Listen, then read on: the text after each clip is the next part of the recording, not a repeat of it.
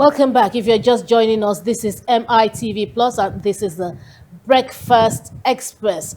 You're on the right station at the right time. It's time for us to take our discussion segment. The first discussion we're having, as a matter of fact, we're having just one discussion today, and then we have a guest, to round up the show. The first discussion will be taken by Okwemi. Okwemi? Yes. Um, Five terrorists jailed as federal government expedites 500 suspects trial.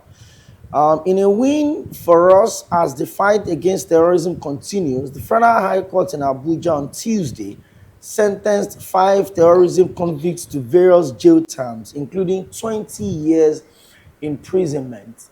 The court also remanded another suspect who pleaded not guilty to terrorism charges as the federal government began a fresh phase in the mass trial of 500 suspects. Justice Elmo Olajuwon remanded Babagana Umar in the custody of the DSS after he denied a three-count charge bordering on alleged support for Boko Haram. Well, I think we've touched this a little bit We did. on the headlines, and I mean, people are getting jail terms, including 20 years imprisonment. And how much of a relief does this bring to you, especially on the back of certain stories about, oh, once they get arrested, they get released, this and that and that. Is this sending the right signal to the wrong places? And when I mean the wrong place, I mean that the camp of the criminals that listen, this is what the government is about. We're not just keeping people, we're not releasing them, we're not opening everyone to Operation Safe Corridor, we're not rehabilitating everybody. If we catch you, we will jail you. How important is this to the fight against terrorism? Come see, come sir. Meaning, really, it's neither here Not there. nor there. Because this is Nigeria, you really don't know what to expect.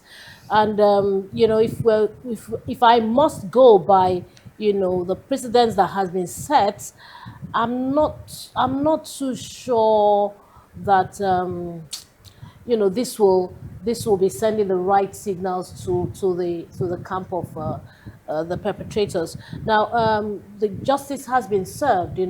The courts have done what they need to do. The judges have taken their decisions. We appreciate this so much, but what happens thereafter? If we say that a sentence is not good enough, well, if the sentence is adhered to strictly, then that would be a deterrent. It will serve as a deterrent. But sometimes we hear that these people are sentenced and then you find them at home eating their rice and their stew and everything, or you find them in prestigious Gatherings. no, not gatherings. You find them in prestigious cells or what the cubic apartments within the prison. Enjoying life, living large, like they never even were convicted. So you start to wonder, because the whole essence in America, they call it corrective. It's supposed to be correct. It's supposed to correct, the whatever it is that That brought you them did there, that that they brought did you that in brought them there. there. But in situations where this thing can buy semi freedom, your comfort. That's the word. When it can buy comfort, then nobody is thinking that they did anything wrong. It's like all they're doing is counting the time. And as the days go by, they know it's one day less until they become free again and they go back to do the same things that they did. So I'm not really, that's why I said, come see, come sir. I'm not really comfortable. I'm not 100% comfortable with that. But if that's what I really can't tell. Um, And it's beyond the judges, it's beyond the courts. It's about the the system. officials in the prison. It's about the system. It's about you saying to yourself, no matter how much is offered to me, I'm not going to take it. I'm going to do what I need to do. I'm going to be patriotic enough to ensure that Nigeria gets better. This is my quota. This is my contribution. I was part of a team in 2022. That was when COVID, when we came back and then they opened the state and all of that.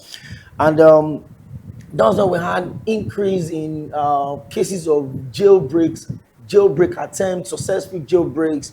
That was under the administration of former governor of Osun State, Rauf Aregbesola. So I was part of a team that had we had like a report around some of the successful jails. That's the one in Kogi, the one in Plateau. Then we actually visited the Kuje prisons also in Abuja. And then we found out that one of the reasons why there was that increment is because there are a lot of terrorists that have been convicted that are in those cells. So their comrades actually came out to break them out. So I think what I picked up from there was that the courts may actually have been doing their job in terms of convicting these people. Maybe why this one was made public is because the doubts are reaching these people. Like, what do you do with these terrorists? Because it looks like it looks like they're being recycled. If you say the troops killed 64 in Zamfara, 51 in Sokoto, and then today they tell you that troops invaded the community. So the ones you killed, is it that they came back to life, or we have so much cells where they are being recruited, where they are being brainwashed, or is it like when you arrest them, you release them? So I think the reason why they publicize this one is, listen, we may not be telling you how many people we've convicted every month. We may not be telling you how many of these people that we brought to justice, but we are actually convicting them. I think the act of terrorism, being a crime against the state, is not one of those process that you can do in an open court, like invite journalists to cover. Terrorism is almost about the biggest crime you can commit against the country, because you are picking arms against the country. You are trying to create a government within a legitimate government. That is what it's about. So I think the secrecy around the trial and the conviction is what is making a lot of people doubt that, listen, are these guys truly being convicted? So if the report are saying that people were convicted 20 years, 10 years, 15 years, 5 years, then let us hope that, or we give them, like you always say, benefit of the doubt, that they're actually doing these convictions. But the question is this: as long as this doubt persists, are the people really thinking that, listen, take 100, we'll replace them with 1,000? So while you are treating the disease, you should also be looking at attacking the root cause. There are thousands of sleeper cells in this country because we have so much ungoverned spaces in Nigeria. I've had the opportunity of traveling to Maiduguri from Jos by road, and there was a time on that trip where I felt like I was on the same spot because I was seeing the same thing on both sides of the road. So there are a lot of ungoverned spaces in this country that the government needs to look into. Behind those bushes, inside those bushes, there are hundreds of small kids that are recruited and are being brainwashed and are being trained to continue to. Have you seen videos of some of these terrorists and bandits? They're always small, looking unkempt, haggard, dirty looking, little boys that just they have the control of AK-47s, and then they become gods in their own. Little kids that if you catch them without those guns, you use Dunlop to wipe them and send them away. The lights out of but because they've been recruited, they've not been properly trained, and then they become gods and pharaohs in the society that is supposed to raise them. So when we are sentencing them, we should also look at the point where they are being brought into the system. That is what the government needs to look into. If Operation Safe Corridor is not working, because it can't work without social justice, then look at where those guys are being recruited. Those communities where they are being trained. Those ungoverned spaces that are provided shield and shade for criminality to continue to grow. You need to look into those places as well. And we also need, to... I don't believe that that journalists should not see or know about certain things. I mean, there should be freedom of expression, freedom of the press, really, and we should know when these people are being taken to jail, and we should be able to follow these cases. We have judicial correspondents that can keep on following the cases and going to check to see if these people are there and give us reports. It's very important, because that's the only way that we can believe in the system anyway, if you understand what I'm saying. And then when you look at, I'm going to give an example. I'm going to tell a small story, and it's without the permission of my driver, but after I've done it, I will beg Yeah, him apologize. and say, I'm sorry, but I had to use it as an example. Now he's mourning his immediate older brother, who apparently died. He died, from an ailment which I wouldn't want to mention. Now, the key thing is that he really, really fell ill because he was jailed. He's an ex-convict. Now, what was his crime? He guaranteed someone for a 1 million naira loan. And apparently, and then this is my driver's part of the story. Apparently, the person who he guaranteed, absconded after a while when he couldn't pay the money. Now they came to pick up his brother.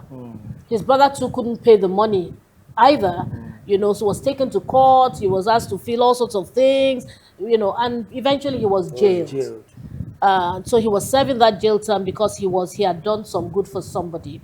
And then in jail, his health started to deteriorate, and eventually, he was released eventually after a long time, but upon his release, The deed has been the done. deed had been done, and he died. And so you want to look at a man like that, who on the one side had done good for someone, but it backfired. And I told my driver, I said, listen, he said, oh, well, he was cursing out the people, and he's emotional about it, and it's understandable, but I had to also teach him the lesson in that. I said, listen, the lesson that you should be learning from all that has happened is that you must not, under any circumstance, guarantee anybody, whether you know the person or you don't know the person. One thing I can assure you is that you can never know everybody completely. The one person that you know is yourself. And even at that, between you and I, Kwemi, there are some things you do when you sit back and look at, and you say to yourself, like, did I really do it? this? So it even tells you that you cannot Even yourself. you cannot really stand for yourself. You can't predict what you can do under a certain circumstance. I remember at one point, Rio was saying to me, I said, we have to have integrity. I don't understand why Nigerians don't have integrity. And then And then Rio said to me, he said, Mamsi, don't let your Don't let- integrity be tested. He said, don't let your integrity be tested. So what am I trying to say? I'm trying to say that as human beings, we can only do our humanly possible best and ask God to give us the rest of the strength. You know what I'm saying? So when you look at a man who has done good and was jailed and now mixed with criminals, suffered, and probably picked up what he picked up, from being in prison or being incarcerated, and eventually died. And then you look at people who have killed multiple times, keep killing, and had they not been nabbed, they probably would still be killing, because that's it's in their DNA. Because I don't understand how a human being can kill another. You know what I'm saying? I can't even take a razor blade to cut even my own, my own finger, talk less of someone else's. So it must be in their DNA, really. I used to say that tough guy. I can't even slaughter chicken as I am like this. No, it's I not can't that bad. slaughter Me, I can chicken. slaughter a chicken. I've always asked someone, even while I was up north, there's always someone you pay, they clean it for you, cut it. That is how on cold my coldness can be. But when someone wakes up in the morning in the name of either trying to enforce a certain religious belief or trying to enforce a certain political bias, and then you choose to walk into a community of people that have not offended You in any way. and then you feel like, listen, I'm going to end your life because I want to do this and do that, and you don't do it once, you do it multiple times, and then you derive joy in constantly making sure that you cause pain to certain people. It's not just you anymore. You've been taken over by maybe a different spirit. Because even when I see accidents happen, like the entire, while I was up north, I covered so much of these issues to the point that there was a time my office had to give me a week break because I was literally struggling with PTSD. When the twin bomb blast happened in Jos in 2014, that led to the death of over 200 people. I did a report, and for 3 days, I could barely close my eyes because the images of the unfortunate Gory scene was images. playing in my head. And I had to tell my management that, listen, I need to take a few days off. And I did. Then somebody wakes up every day, and then your joy is how many people you kill. Because in the name of somebody is promising you maybe some reward somewhere and all of that. I mean, sometimes I can be called in what I'm about to say. It may be unpopular, but I've always been on this opinion that whoever kills They say, he who kills must by the be sword killed. must die by. There's a popular saying. He who kills by the sword must die by The the sword. international, Am I in agreement? the I don't know. international organizations may kick against death penalties and all of that. But if you take a life you did not create, if it is accidental, it could be understandable. Maybe accident, this and that. But you deliberately walk into a community of defenseless people and then you open fire on them and then you kill them and then they arrest you. When the justice is getting dragged, you probably will not realize how severe the consequences of your actions should be. Let everybody go and arrest. You send somebody to go and arrest. You too, you should go and arrest. It's as simple as that.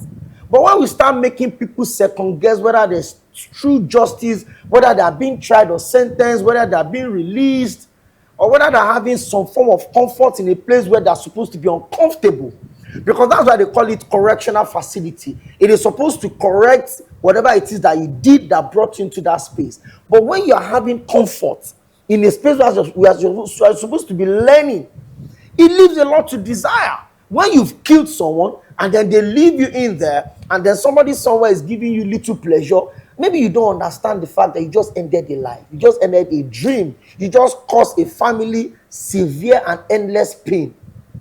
The person that slept and didn't wake up, the feeling is different to someone that was slaughtered. They're two different things. Oh, yeah, they're two different things. They're two different things. I agree 100%. If you have a relative that had maybe an underlying ailment and then just slept and didn't wake up and all of that, or you even feel like, oh, this disease you have, you may not make it. It's different from somebody that you sent to school and then they just attack the boss and then they kill all of them. The pain is different. It's totally different. It's totally different. And that's why my driver he's so bitter. He's bitter. He keeps each time he because remembers, it's something that it could be feels like avoided. yes, it feels like cursing. And I keep telling him, you have to hold your peace. So we need to look. We're looking at equity. We're looking at how to soothe the other person who's going through through the pain and all of that. But I hope that we will get there someday in Nigeria. It's not a good feeling to feel that the prisoners are enjoying themselves. It's really depressing. But one day we know that Nigeria will get better. I'm optimistic about that. All right, so much for our discussion. I think it's time for us to hook up with our guest who will be apparently waiting for us. We need to join him on Zoom. Okay, I get signals that the Zoom is not connecting, and the few. Okay, so maybe we're we going need to. yeah. Let's just continue our discussion, because I even had a couple of things that I wanted to add about this. You remember when Emefiele was in jail, and all the hula baloo, we saw him being taken from the court, and him being coming out of the prison and all of those things. If they could do that in his case, then I think they should be able to allow the judicial correspondence to be able to get to the root cause, because I don't feel good sitting here thinking, Kamsa, perhaps maybe there not, could be some maybe I get. somebody has replaced somebody, because maybe somebody has exchanged the legal tender, for the whatever, or brought somebody else to stand in place, and all of those things. I'm not happy about it, and I'll tell you why. I escaped a kidnap at some point in my life, and it wasn't funny. So I try to put myself in the position of people who are kidnapped and killed, people who didn't do anything and just killed, because I actually saw myself dying is not a good thing, you know. So um you get your mind is more at rest when you know for sure that okay, we are getting rid of these people, you know, a step at a time. We're taking them, we're incarcerating them, and we know that they're being incarcerated, they're taken off the streets. So the streets are becoming more safe. It may be a gradual process, but the assurance is the key thing for me. Do you get my point? Yeah, I understand very well, and that was why I made that little comparison. That yes, death is the finality of our existence, but the manner at which it comes leaves pains at different degrees. So someone feels like, listen, oh, this person had maybe a gunshot wound. It will be difficult for your driver, to move on for what happened. Oh yeah. The brother didn't commit a crime. He only acted in good faith that people should usually do. You stand as a guarantor, you do your own part of the deal, you respect the trust that I have in you by standing for you, and then you pay whatever you owe. But unfortunately, we're in a space where such good deeds are not appreciated. We're in a space where people don't exactly think about the consequences of their inactions or it could have on other people. So if I trusted you enough and I decided to stand in for you, then you took a loan. And then you decided to abscond and you didn't pay back and they came to arrest me. And I'm sure at some point you would hear that, oh, they've arrested my guarantor. And for that arrest, there will be consequences. I'm sure the person that he stood in for will probably still be alive today. Oh yeah. And then the person that stood in for you and actually died. There are consequences to these things. So I understand where you're coming from. But I've also been in a situation where I've visited villages where attacks had just happened. Let me tell you a little story as well. In 2021, there was an attack in a village in Dong community, directly opposite the Solomon Lam, the Jos Wildlife Park. So we went to cover that community. And there was a certain man that his wife and his two children have just been killed. He's physically impaired. As at that time, he was a 200 level student of University of Jos, but he's physically impaired, no sight. So his only guardians are his family, his wife and his two children. Then a 4-year-old girl and a 10-month-old boy. And they killed the wife, killed the daughter, and killed the child. And they left the man that is blind all by himself. So that pain hit differently. I was I was the head of the news team then. So I was telling my other colleagues that you guys should not cry. You guys should comport yourself. Let's do the report and go. By the time we were done, they're the one that was begging me that, Mr. Okpa, it's okay. You are the one that was telling me, because I couldn't bring myself to trying to understand what happened in that period. So those pains hit differently.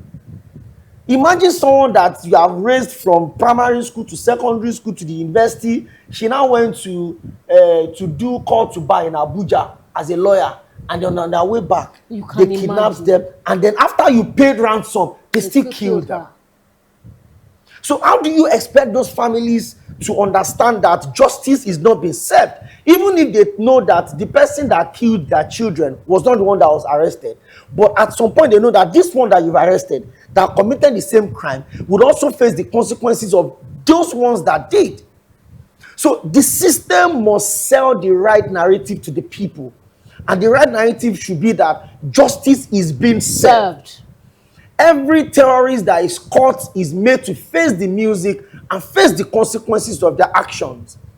I've always fought the whole Operation Safe Corridor thing, and I've had engagement with a lot of senior military men, and they try to justify it. Listen, there cannot be Operation Safe Corridor or rehabilitation or reintegration without social justice. Nigeria at the moment have Nigerians in IDP camps in Cameroon. There are Nigerians in IDP camps in Niger Republic. There are Nigerians suffering in Chad. That people sent them out of their ancestral lands and their villages. I visited IDP camps in Plateau, in Benue, in Meduguri. My master's project was on the three senatorial districts in Meduguri. I visited all the IDP camps there. Those IDP camps don't have fence. Full-grown ladies are bathing in the open defecation. That is why we continue to have increase in childbirth in IDP camps. Cases of rapes, allegations of rapes, of extortion in those IDP camps. But the people that sent them into those IDP camps, you keep them in a room for 3 months and you say you are rehabilitating them. What happens to the people that are feeling the consequences of their actions? There cannot be a system like that if there's no social justice. Until the last person leaves the IDP camp in this country, there should be nothing like, what corridor are you saving in the first place? People went into villages unprovoked. I was talking to the leader of the community that was attacked in Benue on Sunday, and you know what he told me? He said in February this year that those assailants came, and then they were eating their cassavas, and then they went to meet them that, listen, why are you attacking our farms? And then the criminals told them that you either choose your cassava or your life.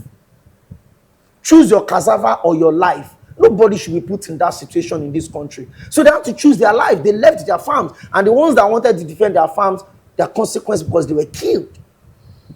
Oh, what a shame. Nigeria, we hail thee, our own dear native land. I pray that, one day we will wake up. Nigeria is asleep. We need to wake up. On that note, we will take a break, and when we return, we'll be having our guest on the program. Please stay tuned. Don't go anywhere. It's still the Breakfast Express on MITV Plus.